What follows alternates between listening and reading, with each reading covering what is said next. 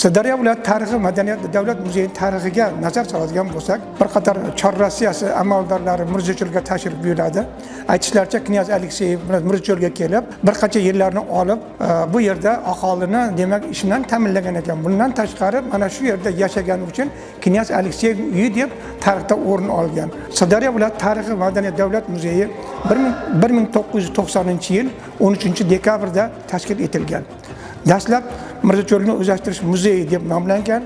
Keyinchalik 2017-yilda Vazirlar Mahkamasining qaroriga asosan Sirdaryo viloyati tarixi va madaniyati davlat muzeyi deb nomlandi. Muzeyimizda bugungi kunda 5 ta bo'lim bor. 3000 ga yaqin eksponatlar ko'rgazmadan o'rin olgan. Muzey ilmiy xodimlar tomonidan bir necha yildan beri Xovos tumanidagi Karvonsaroy mahallasida joylashgan ko'hna Xovos qalasida ilmiy tadqiqot ishlari olib borilmoqda. Bu yerda olib borilgan ilmiy tadqiqot ishlari natijasida juda ko'plab eksponatlar topildi va muzeyimiz fondidan o'rin oldi.